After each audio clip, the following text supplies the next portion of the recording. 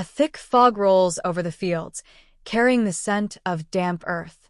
The silence of dawn is broken only by the distant call of a rooster and the rhythmic creak of an old wooden cart. This is not an ordinary village. Here, time does not move forward, it stands still.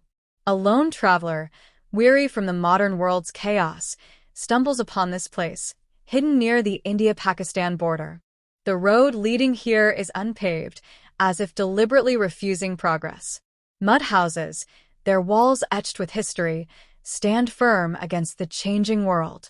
Women sit in courtyards, grinding wheat by hand, their bangles clinking in a forgotten rhythm.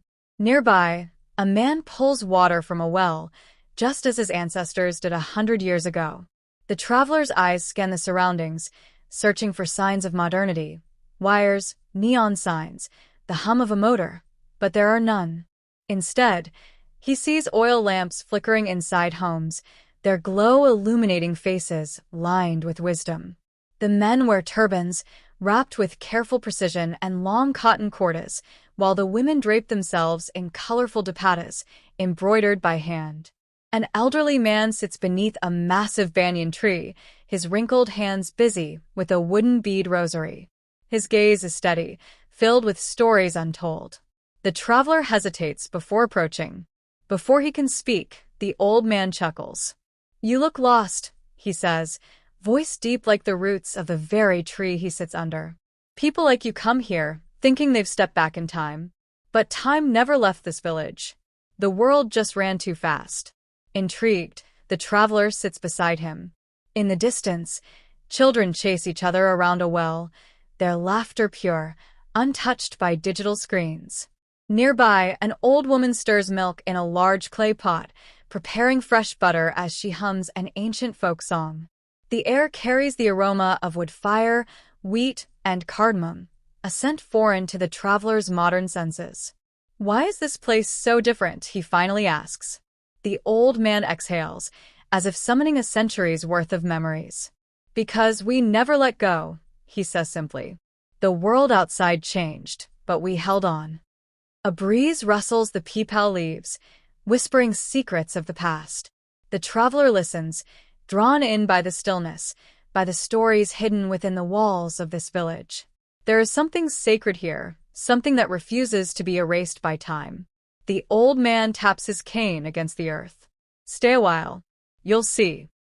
The traveler leans back against the tree, feeling, for the first time in years, that he is exactly where he is supposed to be.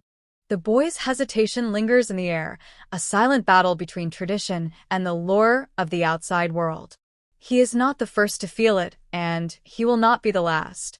The old man watches him with knowing eyes, as if he has seen this story play out before.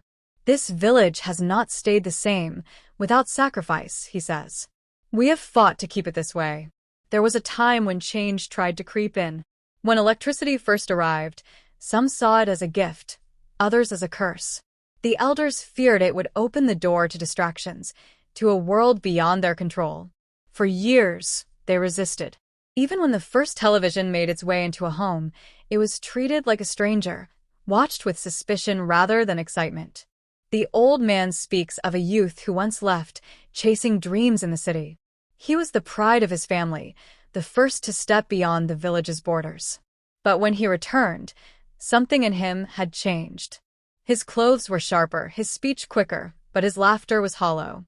He no longer sat with the elders under the banyan tree, no longer sang the songs of his childhood. It was as if he had left more than just a place, he had left himself. The village whispered about him, not out of anger, but out of grief. They had lost him to a world that moved too fast, a world that did not know how to hold on. But not all change could be stopped. Roads were built, making it easier for traders to come and go.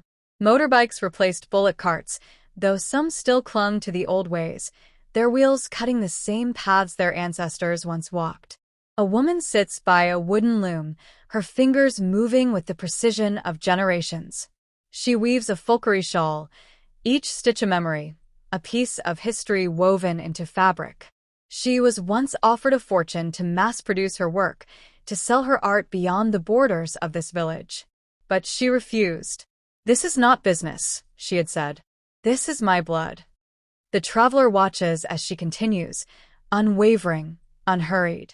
In the city, everything is rushed, profit, time, ambition.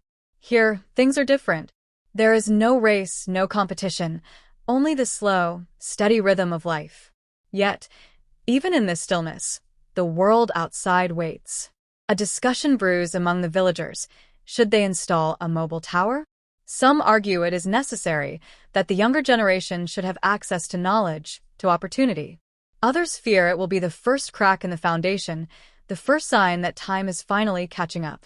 The traveler realizes the truth. This village is not untouched by time. It is constantly resisting it, making choices that will decide whether it remains or fades into history. The old man exhales, watching the sun dip below the fields. The hardest fight, he says, is knowing what to keep and what to let go.